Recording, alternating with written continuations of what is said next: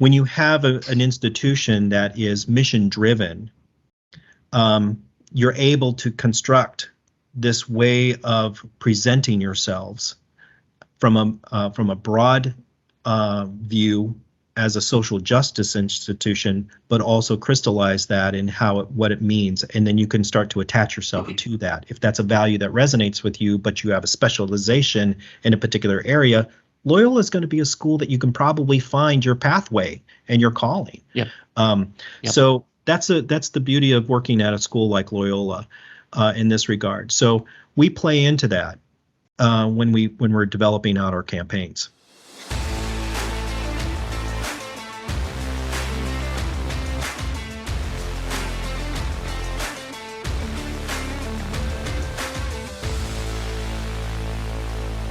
It's another episode of Over a Pint, the most popular business podcast in Milwaukee. We focus on the fast-paced world of marketing, and it's told through the eyes of industry veterans, guests included. No theory here, just real-world practical experience. I'm joined once again today by Mr. Kurt Lingle, Vice President of Celtic Advertising. Celtic is a full-service, award-winning agency located in Milwaukee's historic Third Ward. You got me, Pat McGovern, Director of New Business Development at Acedia, an award-winning digital agency also located here in Milwaukee.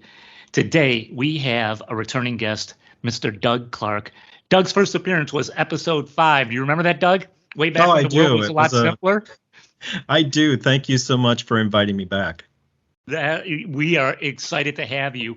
That, Doug, was one of our most popular episodes, and it was one of the most popular episodes for, I believe, 2 reasons. One, higher education is it's a big, very hot topic, right? And it continues to be. And 2, you're just a big blue ocean thinker when it comes to the space, and you are a man with a point of view, and I just love hearing you talk about what's going on. I'm really, really pumped that you're here.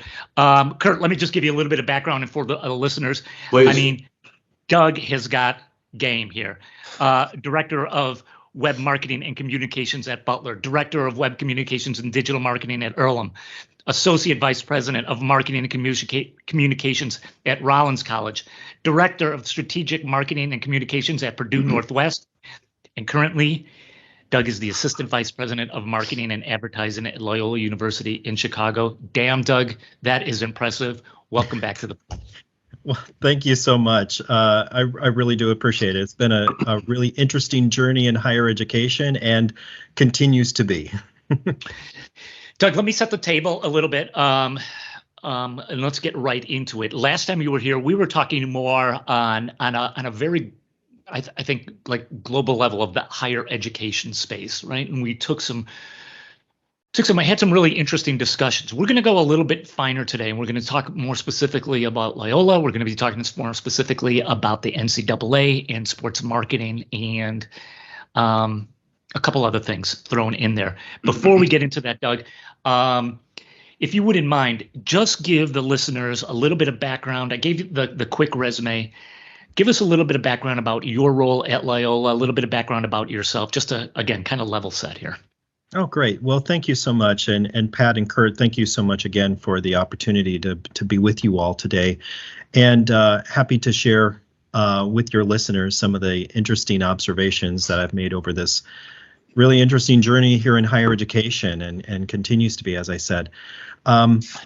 My background, I've been 20 years in higher education, and I've really kind of grown up around my career has evolved with the digital age and the transformation of our profession of marketing and communications in the higher education space.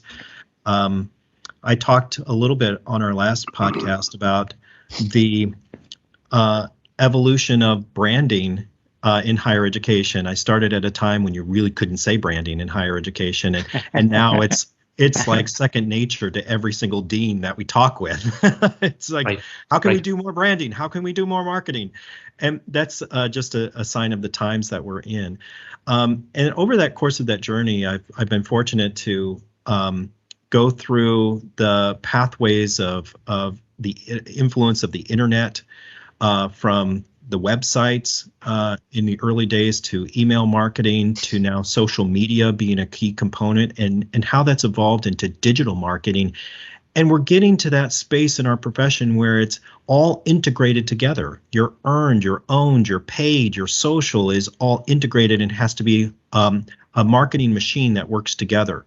So at Loyola University Chicago, my role there is really caring for the university's brand and the integrated nature of our marketing communication efforts when it comes to advertising and or paid advertising and the organic social components and the creative engine that helps drive both of those particular areas, as well as integrates across the institutional brand awareness that we're developing, and how do we fuse that together with the school-based awareness and differentiation that at that level that the schools need for their own positioning in the marketplace.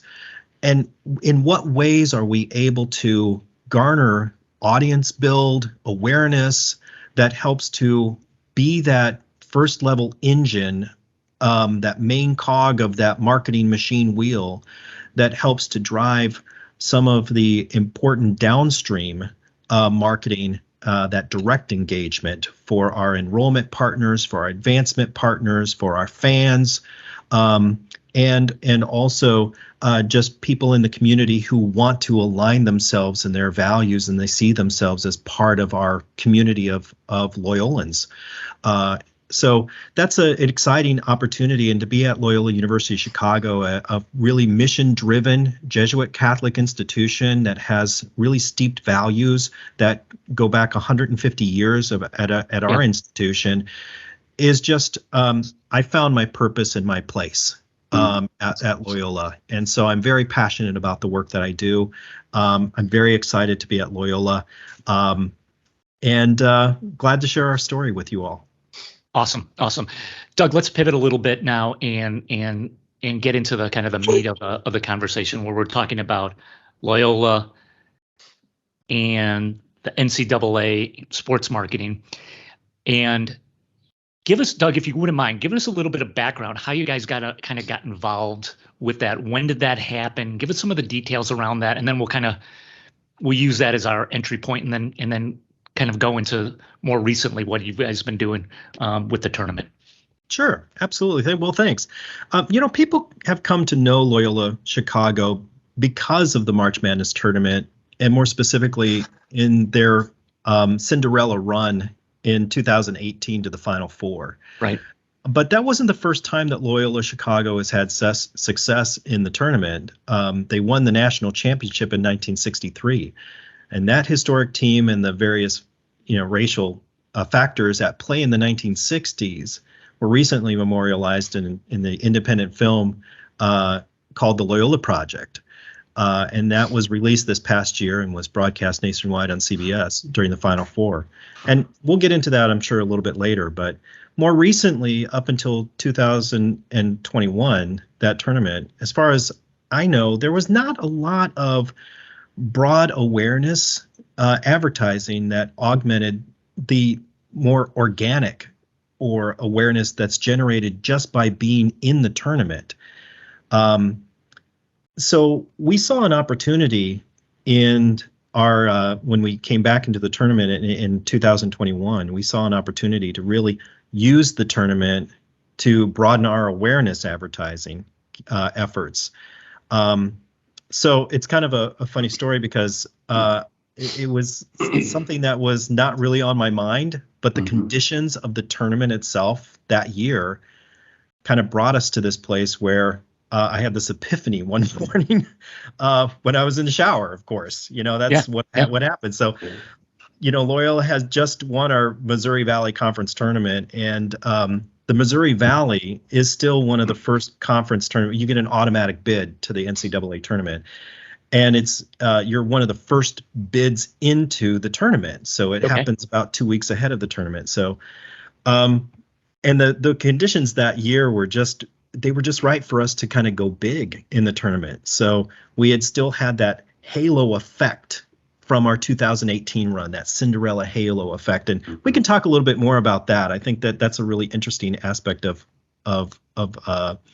this sports marketing thinking, and how teams sometimes strategize and use the tournament itself to become halos or create more awareness for themselves. But we also had the pandemic lockdown that canceled the 2020 tournament, if you all remember that. Right. And Right. because of COVID, the NCAA made this decision to hold the entire tournament in 2021 in Indiana. So that was right in our backyard. Yeah. And I'm a native Hoosier, and I can tell you firsthand that Hoosier hysteria is a real thing. It is. I played high school varsity basketball, so, and when you're from Indiana, I had an edge. The only team that year, this was what kind of caught my attention and my thinking. The only real team in that year that Indiana team that made the tournament was Purdue. Now, all respect to my Purdue colleagues, but if you're from Indiana, it's kind of commonly known that no matter where Purdue is seated in the tournament, they're likely to be knocked out early. That's just a given, more often than not. And we Hoosiers, we love our basketball, right? So when there's nobody else to root for, we always cheer for the underdog, right? It's in our blood. It goes way back to the little mile in high school of the world. Most people know that as Hickory High School from the movie Hoosiers, right? But that was based on Milan High School. So we crave like this mid-major Cinderella team like Butler, when they had their runs in the tournament. Yep. So I wanted Loyola Chicago to be that team. So we decided to go big into the tournament. And we did a lot of advertising and marketing and PR, and it was all integrated into that tournament. And we found a lot of success. And it wasn't just in Indiana that we did it, but we also spread out we really targeted our Midwest markets where we knew that there would be a lot of interest, because a lot of Big Ten schools were still in the tournament that year. And because the broadcast was all the tournament was being played in Indiana, there would be a high amount of interest and reporters from the local markets, the regional markets at the tournament. So it really played to our advantage. And from that success, we were able to kind of learn a lot about the opportunity that we have to use the NCAA as a framework and a construct. And the timing of the tournament is just really unique. I believe that there's nothing else in sports, in collegiate sports, like the March Madness tournament to draw millions of eyeballs over a sustained period of time to colleges and universities. And if you can leverage that to your advantage, I believe it positions schools like us, a mid-major private school, uniquely. It gives us a framework to really push out our messaging on a much broader level. But you got to be really strategic about how you use it. So we played into the tournament again this year. Now we got knocked out early for Loyola, but we are still seeing that this is the results that we have from the campaign this year is giving us the understanding that that's a pretty good strategy. It's a real good strategy. So we're going to continue to think about that. This is really okay, Doug. So let's rewind a little bit and give us kind of set the groundwork in 2018, right? You guys make the run, you guys go all the way, right? I mean, into the Final Four, right? And what did you do? Were you guys investing at that point? What were the learnings that you took away from 2018? And then how did those like kind of start impacting your thought process? Not only you, but other people at the school, right? To say, absolutely. I think while I wasn't at Loyola at the time of the 2018 run, we did. There was a lot of learnings out of the 2018 run, and the biggest one that we carried away and we brought to the opportunity in 2021 was the need for greater collaboration across the university. So marketing communications in our unit really did a lot of pride and lift in the Chicago market. You had a hometown team that was making the tournament. And if you recall, that's where Sister Jean became a global phenomenon. She kind of began that. I mean, that's part of what I think makes a Cinderella school in the tournament. You have to kind of be a lower seed. You have to make it at least to the Sweet 16. You got to be a smaller school, relatively unknown. You got to be lovable, but you also have to have this kind of unique quality. And for Loyola, it was Sister Jean. Yeah. And beyond that, then we took those learnings from that and we said, how can we as an institution and UMC help to strategically utilize the tournament to bring more cohesion across our institution. So working with athletics and enrollment and advancement, and UMC really being the drive, our university marketing communications, we say UMC. Yep. Being the hub that's pulling all that together and strategically aligning everything that we're doing. So we're not in silos, but we're all collaborating for the greater good. And the greater good is the opportunity that is provided to us because we are in the tournament. So, Doug, I'm sorry, Pat.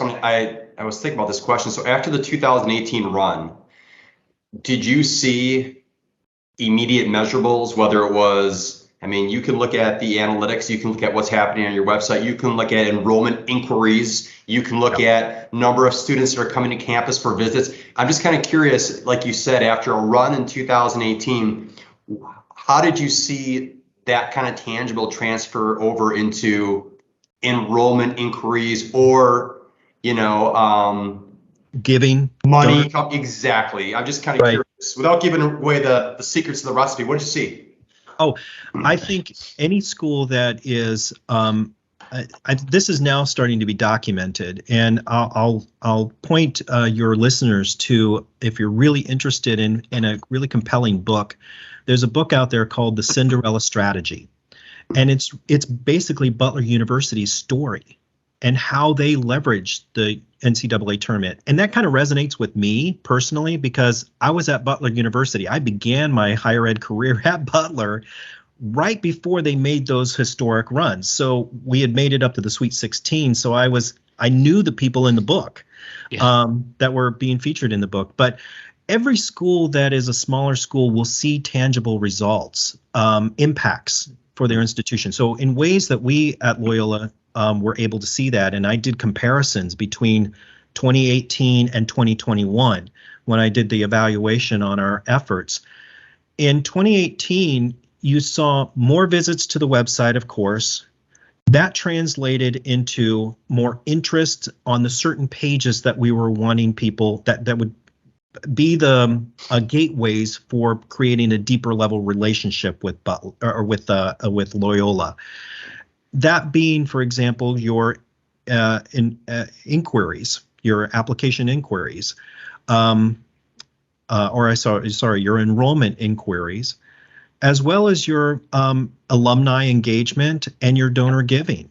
Yep. So you had also more boosters that were coming and wanting to be a part of your program and support your program. So there are real tangible boosts that you get when you go into the tournament. And what I found as well in my research was there are indicators. There's an immediate boost that you get, and you can see factors like visits to your website, of course, and perhaps donor giving, but there are also lagging indicators of the success. And that's like the next year's enrollment class. So you start seeing more interest that is coming on the heels of your run in subsequent years. And this is more academics are starting to evaluate that, doing research in that particular area, and you're seeing these kinds of factors. So when we had the 2021 run, we're seeing those same kind of trends. There was a lot of visits, but we had the extra boost from now a coordinated effort of coordinated PR and earned media strategies, coupling with our paid strategies, coupling with our social strategies, and it was more unified as an institution between athletics, doing coordinated with them, coordinated with enrollment, coordinated with advancement. So we now created this kind of ecosystem where we all kind of working together to elevate those opportunities. And so we're not all going it alone, but we're coordinated and across the institution. And I think that has a profound impact, even when you don't go very far in the tournament. It's okay. You can still almost achieve a Final Four type bounce, if you will, then just relying on the organic kind of awareness that comes about when you are a Cinderella school. So, Doug, what's listening to you, what really strikes me is two things. One, the fact that marketing is helping to lead and bringing together the different silos, right?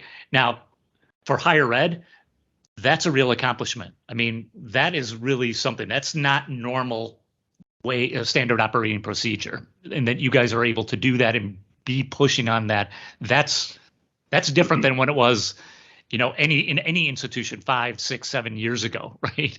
I mean, marketing just didn't have that much of a role, and now you guys are really, really, the school and the institution is really embracing that and really kind of moving you guys along. And secondly, now that you have this, it's kind of a matter of literally okay, how do we keep enhancing things as we go along? Right. One of the advantages I think we had in being able to pull our community together was actually the pandemic. Wow. Because as a result of the pandemic, I believe we talked a little bit about this in our last podcast, but silos were forced to be broken down between different units because you all had to respond as a university to this enormous crisis and this enormous disruption for the institution. And in a crisis mode, your communications operations is sometimes your nerve center for how information is collected and is disseminated in a uniform way. So you have to have a lot of groups working collaboratively together. Sure. I think at Loyola, we in particular did a very good job of our COVID response. And that's not a credit to just UMC. That's a credit to our way of working as an institution. During the pandemic, one of the COVID response groups that was created was called a constituency engagement group. And that's where a group that was just formed to think about how can we keep all of our key stakeholders engaged with the institution. So that means undergraduate students, graduate students, faculty, staff, alumni, and create this kind of ecosystem where we're all working together. So we have and that group was led by our athletics director. So I worked with that group. So I worked really closely with Steve Watson, who is a tremendous leader in sports and collegiate sports. I just have so much respect for him, and the way that he's leading our athletics program is just a super guy, and just a fantastic administrator. And being able to work through that, I think, gave us that opportunity. Breaking down the silos created this opportunity because it was still during the pandemic when we came together for the 2021 tournament. So Doug, give us a little bit behind the curtains look then at this. So 2021 wraps up. At what point do you guys go, we got to start talking about 2022? Give us give us kind of the planning process and for 2022. Yeah, that kind of happened probably about 3 months after the tournament. So okay. It was already on my brain. Yep. Because the way mostly budgets work in colleges and universities, at least most of the institutions I've worked with, your budget cycle flips in the summer. So and as you're looking ahead to your next budget cycle, you got to be thinking about the big opportunities that are out there. because sometimes they come few and far between. And because of the success that we had seen from the 2021 tournament and what it taught us about using the framework of the and that the March Madness tournament provided, I was already thinking, we got to continue doing this. It doesn't matter whether we're in the tournament or not. There's a huge opportunity here. We got to keep this momentum going. And what really helped us to kind of solidify that going into this year's tournament was the opportunity that came with the Loyola Project film. So there was this opportunity, and the filmmakers were already working and giving us some clues as to where the film was going to be going, and there was a possibility that existed for a nationwide broadcast of the film during the Final Four weekend. And so let me just pause you for a second here, Doug, because this is Kurt, this is like an amazing marketing opportunity. Okay, so you're coming off 2021. You've gotten great results. You're seeing everything positive because of your involvement with that, right? Mm-hmm. Cool. 3 months later, you're like, we got to start thinking about 2022. Now, 2022 is like really kind of the first year back for the tournament, right? I mean, right. COVID's like on the wane. People are back in stadiums, right? So you've got that happening. You got the excitement of just being back and having that go on. 2, Loyola gets into the tournament, right? Right. And you're going to be doing something with that. 3, you've already got your battle plan worked out for a marketing campaign during this time. And then freaking 4, you've got an independent group coming to you that's going to make a story of Loyola's 1963 run. That's, for people out there listening to this, I saw the movie on Tuesday. It's awesome. It's a wonderful, wonderful film that you really, really should see. Doug, this opportunity kind of comes along like really once in a blue moon. Perfect storm. That's right. The way I phrased it to our leadership was, it's really unusual for lightning to strike twice, and yet it's right upon us. So the way I positioned last year's or the 2021 run in our investment in that opportunity was, there's going to be no other opportunity in our lifetimes like this. And we needed to come out strong from the pandemic. Yep. We needed to come out, and that was the first opportunity. Everybody in 2021 was ready to kind of shed this lockdown, this COVID. We were all exhausted this as a society. I'm not talking about as Loyola or, but as a society, we were ready to cheer for something positive. And here was the tournament, even though it was being played mostly virtually, not a lot of fans, but everything was all online. So everybody was watching the tournament and engaging all online, which gave us a huge advantage as well. It ramped up our digital marketing efforts beyond belief. But you had this kind of opportunity that was there to position Loyola strongly coming out of the pandemic in a way that we hadn't really embraced for a long time. Yep. And then here's this, like you just said, Pat, there's this tremendous opportunity to kind of get nationwide coverage, and eyeballs on Loyola. And why not go bigger? It's not just Midwest now. And because the tournament is now spread out across the country again, wow, now we can start thinking about different markets to be into and where we want to position Loyola nationally. And that fits into my strategy and my quest for Loyola is I'm endeavoring to make Loyola a national household name. Loyola Chicago is going to be a national brand. That is what I'm committed to. I know it's a big, lofty goal for a mid-major school, but I think we can do it. And when you have opportunities like this that just emerge, and you're able to not only see the opportunity, but be able to work within an institution that values that has the values, the collaboration, the way that we work together as a group internally within our institution to really see the opportunity together and the vision together, and we're working in the same way, there's nothing that we can't accomplish. But that's also part of the that's the lifeblood of Loyola. That's how we operate as an institution. It's our culture.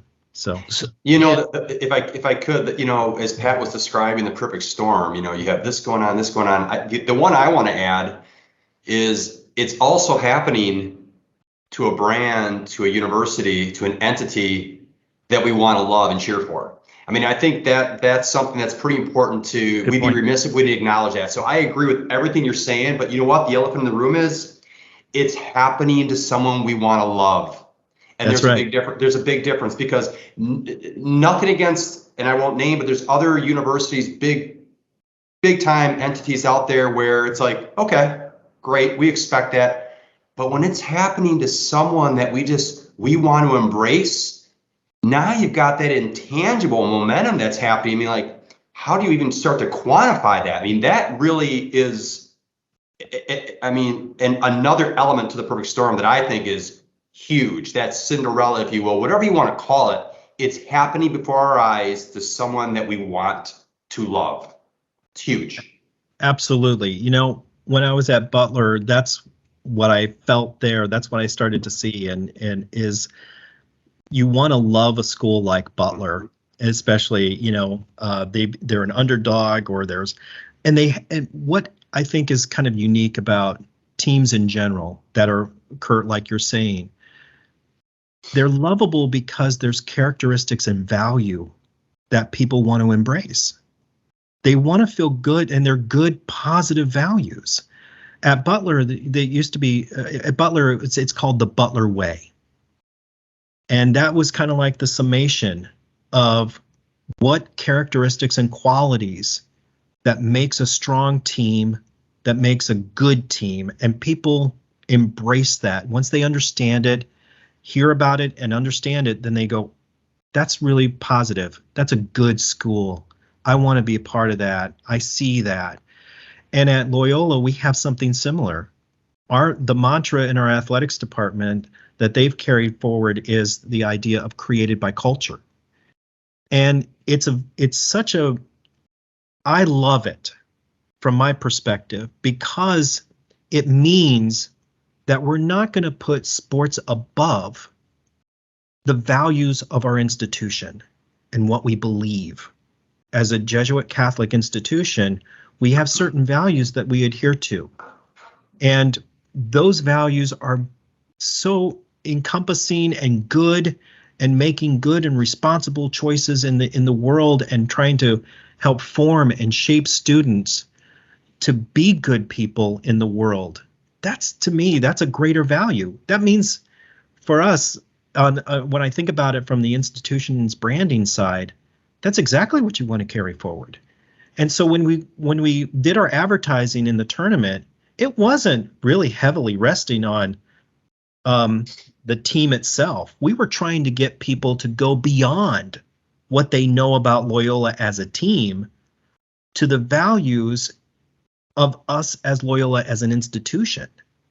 So because we are an institution that is created by culture, and that's the idea for us that makes a framework like the NCAA tournament work for this kind of advertising approach, because it doesn't matter whether we're in the tournament or not. That's okay. It's all about getting you beyond what you know about Loyola Chicago, the team, to what you need to know and what you can embrace and feel good about as Loyola University Chicago, the institution, the university, and our mission, and what we're trying to accomplish.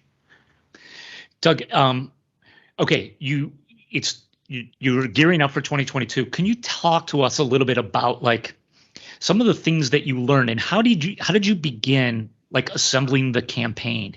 Like, right? I mean, talk to us a little bit about just how do you build this, and what were the lessons that you learned from 2021 of like, got to do more of this, got to do less of that. Give us some of, to the degree that you can, some of that, a little bit behind the curtains kind of look. Right. So we used a lot of data, and so that it can't be undersold.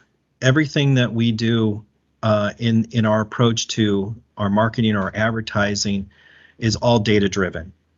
So we learned a lot, and like I said, in the 2021 tournament, that run gave us an opportunity to really hone in on what are we seeing in terms of the data and metrics, and we used that to inform our strategies for 2020 for this past year, 2022. Yep. But we also, so I start there, and then I look at the opportunities as to where we need to go as an institution.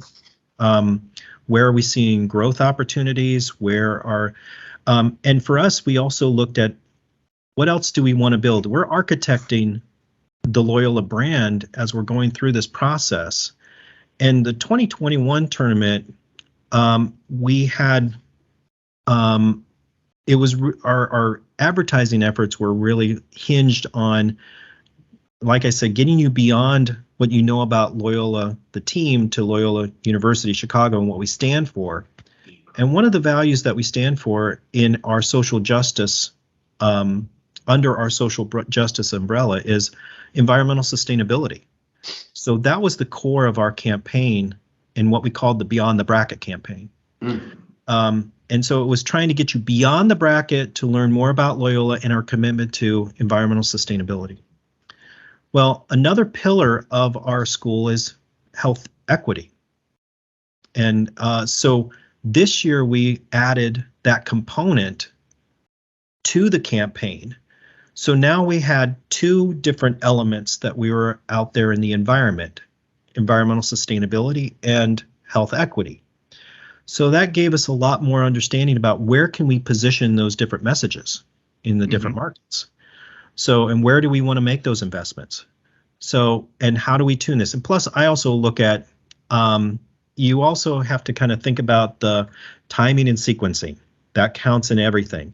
Yep. So I'm looking at conference tournaments and where are they played? When are they played? Where are the sites for the first rounds and the second rounds in the NCAA tournament? When are they played? Where's the possibility of different, broadcasts? And when we get to that conference period of time, I'm kind of following teams as much as any of the prognosticators about the bracketology prognosticators. I'm following them because I kind of want to know, who do I think is going to be in this tournament right now? Because that helps us to set up positioning. So that's kind of some of the work that I do ahead of time. And then as we get towards that, but you're also planning out all your creative and the markets that you're wanting to choose. Fascinating, Doug. So what I heard from that is that you were leading with two, I would say, overall brand messages, right, about the university. Did you also go deeper and just go, okay, I'm going to run a certain level of those messages, and then I want to run a certain level of just programs, like, and I'll just use, like, I don't know, pick one: engineering, law, whatever. Or was it, no, let's just keep the message broad? Well, our focus when we in my world and what we do is broad brand awareness building. So we do want to what we call fuse the funnel. We there's the upper layers of the funnel, which is broad awareness advertising, and then you have we call that upstream marketing. And then you have your downstream marketing, which is your deeper levels of engagement. So, which is mostly on a more programmatic level. So where you're talking about different programs, and those are really handled by our colleagues in other areas. So enrollment and advancement would handle more of the downstream type of marketing. That's your that's your engagements. So we have been starting to do more of that fusing of the funnel, and we create more layered campaigns as well. So there's the broad awareness campaigns that we're doing, and those awareness campaigns are, they can be institutional in nature. Our campaign is called We Are Called. That's the overall kind of expression of the broad Loyola brand in the marketplace. And then we tie that to our environmental sustainability, health equity, some of those what I would call brand drivers that really kind of crystallize what it means that we as an institution are called towards. So that's broad awareness, because there are many different opportunities programmatically. If I want to choose to go into public health or environmental sustainability, we have schools in both areas. But I could also be somebody that's called into law, but my law may be focused on a social justice issue around health equity or around environmental sustainability. That's the beauty of having an institution that is grounded in value. When you have an institution that is mission driven, you're able to construct this way of presenting yourselves from a broad view as a social justice institution, but also crystallize that in what it means, and then you can start to attach yourself to that. If that's a value that resonates with you, but you have a specialization in a particular area, Loyola is going to be a school that you can probably find your pathway and your calling. Yep. So that's the beauty of working at a school like Loyola in this regard. So we play into that when we're developing out our campaigns. You know, Doug, as a brand practitioner, I absolutely love, I've been listening to you describe the university. And you're not selling something. You've been talking about the university as if it was a person. You're sharing the soul, the DNA, and obviously that gets back to, it's the brand principles. What's your archetype? What's your personality? And I absolutely love the way you were setting this up, because I could just tell right away, this is someone and a university that gets it, because everything's focused on your DNA and your soul and what you stand for. And until you figure that out, all of these other things are ancillary. They don't mean anything, but clearly that center point, that foundation means the world to you, and you understand who it is you are.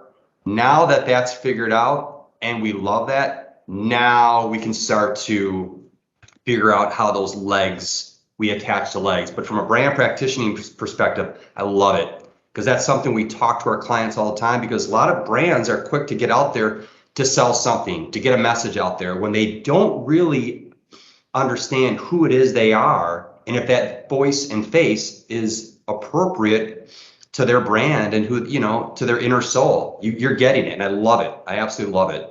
Yeah, it's been, thank you for that. I appreciate that. I mean, really, it's authentic to Loyola. And that's one of the reasons why I feel called to Loyola, and I immediately bonded with the institution from that perspective, because that resonates with my personal values as well, and what I want to do and the kind of change I want to make as a professional marketer in higher education. And what I find fascinating right now is that values-based approach is really what this upcoming generation of students that's what they desire. They're looking for social responsibility in their education, in their products that they buy, in the services that they're demanding out there. And for Loyola, I think we're well positioned to be an institution that resonates with a generation. And let's just face it, in our world, we need more kind of thoughtfulness and sensitivity to our responsibilities in the world. So to me, I think we're just well positioned to kind of carry forward that in an authentic way. It's always been a part of our DNA, and it's part of a DNA that isn't just 150 years old as a Loyola University of Chicago, but it trails back 500 years to St. Ignatius and his calling forth in the world, which created the Jesuit order. Doug, I'm guessing, the tournament's been over now about a month or so ish. I'm guessing it was a success for Loyola. Any surprises that came out? Anything that's like, whoa? And you might be still digging through the data, but I just curious. We're definitely digging through the data, but I think what's been surprising to me, and we calibrated our campaigns this year, and you'll see this if you're following groups like Gartner or Nielsen, and the way that they're talking about CMOs and the trends in the broader, marketing advertising space and profession, we see this resonating out as well in our work. But video is just huge. Video and social are just massive out there. It's so that's been surprising to me to see how many people are engaging with us because of the way that we're delivering our message in these social spaces, and especially through storytelling and video. Gotcha. That's been surprising. I also think what I've been, I think what's also been surprising to me is the way that different areas of the country are responding to different types of messages. So like I said, we had kind of like an opportunity to do a little bit of almost A/B testing, if you will, sure, of our messages out there. And I was kind of surprised about which messages were resonating in particular markets. In terms of environmental sustainability or health health equity. Yeah. So that was surprising, but because we're structuring our campaigns in this way, it's giving us a lot more intelligence than we had in the past. It's more than just, well, if you blanket your name out there as just a brand name and an institutional ad, that's only giving you one dimension to really understand, are people connecting with you or not? But now with the different layers that we're putting into the campaign, we know, well, they may be connecting with us, but what's resonating with them as a message that makes them want to connect with us. Right. So that's giving us a lot more intelligence as we build out our brand across in our reach across the country. Doug, we're almost out of time. This has been outstanding. I could talk to you another 2 hours. You're up to your eyeballs and a lot of stuff, but I don't want to let you go without asking this question is, because you're plugged into this. This has been your life's work for 20 plus years, right? Look in your crystal ball, Doug. What do you see happening in higher ed, just in general? What should we be anticipating? What's going to be happening? Any kind of thoughts, feedback? The mic's yours. Wow, big question. When we talked last time, it was right at the beginning of the pandemic, or right at the kind of crux of it, and we talked about disruption. And I think we're still dealing with a little bit of disruption, but I think we're on the cusp of transformation, true transformation, as a higher education industry, and also as a profession of marketing and communications in higher education, I would say as well. Because those periods of disruption, we're facing the birth cliff still on that's coming in 2025, the demographic shifts that are occurring that's going to shrink certain markets and where there's a higher concentration of higher education institutions. The pandemic has had a tremendous impact on enrollments in higher education, but I also think we're seeing the Great Resignation being a huge impact to us. That's been surprising to me, actually, and one that I don't think we all anticipated that. Not as much as the pandemic or the birth cliff. Just to give you anecdotally, I'm seeing job board listings in higher education, marketing and communications. I would just average this out. In the past 2 months, there have been at least an average of 30 jobs a day in our profession that's been posted in higher education. So what is that telling me? It kind of signals to me a couple of things. One is that there's people that are getting poached out of higher education, marketing and communications. There are also, I think, resignations from people who have been in higher education for a long time that are just starting to depart and retire or moving on to other circumstances. But it also signals to me that institutions are now ramping up. They're seeing these crises and they're trying to transform themselves. Yeah. But here's the thing, and I believe this from my heart, is you can't market your way out of the challenges that are facing you, the headwinds that we're facing in higher education. That can't be a singular dimension of your solutioning to the challenges that are ahead. You have to transform from within.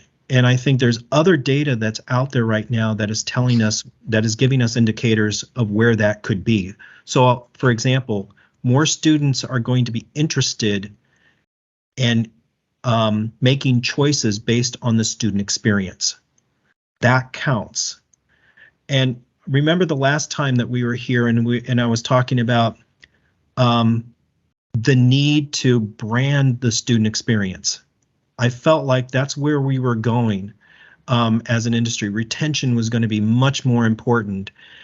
And I felt that we were on a pathway to transform that on a much more accelerated pace than I thought back then. And I think we're now there. So institutions that are really caring for the student experience and trying to show value in that experience that resonates with students who still are looking for the meaning for themselves and their purpose in life is going to really matter so much more. And that requires more than just marketing and branding, but it is about operationalizing a student experience that really feeds students and what they need now. Mental health services, for example, finding pathways to careers quicker in the process, and making sure that you're setting up students and you're living to the promises. Your promises as an institution are living to their values. Yeah. Those are three things that we as an institution, as universities and colleges and universities, have to really be thinking about much more deeply. So that comes about, the transformation is now needing to occur from within, from the inside out in higher education. So I think this is kind of where I see things going right now. Doug, what a great place to end this. Yeah. Great. Go ahead. Sorry. No, please go ahead, Kurt. I was just, if I could, I know we're coming to the end, but I just wanted to I guess, in my opinion, put a period on this conversation. I did want to, with the Loyola Project, and we'll plug it in our post copy, but I encourage everyone to learn more about it, to find a way to view it. There's trailers out there. There's still ways that you can watch the movie, whether it's at the theaters. I think you can find it online. I think Paramount Plus, I believe there's different opportunities you can find it. And I will say this is it's a story about much more than basketball. It's faith. There's breaking down barriers. So many different legs to this. So many different perspectives. I found it fascinating, just not from Loyola's perspective, but also from the perspective of Mississippi State. I found it fascinating. And Doug, if you could, in 1 minute, if you could, just give our listeners the basis of what this story is about. The thing about the Loyola Project is a really fascinating film because it covers the racial inequality in sports. It covers the game of it covers the game of basketball and the way it was played at the time and the barriers that was broken there. You mentioned the team of Mississippi State, which is a fascinating and compelling aspect of the story. You also have a story about Chicago and the inequalities that existed even in the city of Chicago, and some would say that still exist today. And you also have an authentic view of Loyola.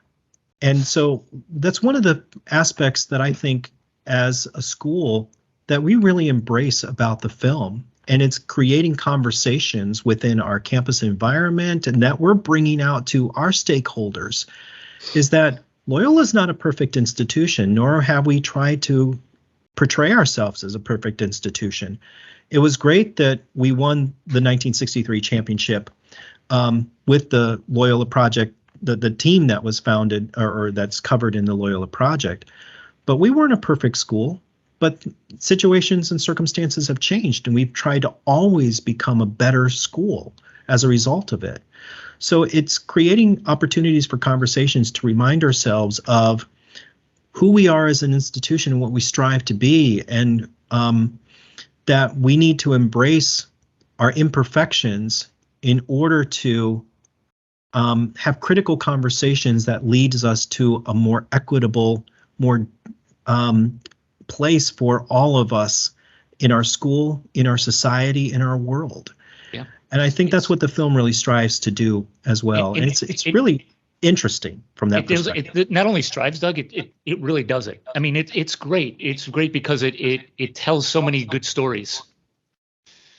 Absolutely. Yeah, it's a fun, it's really a compelling, there's so many points in the film that are just makes you stop and think, but it also has that element of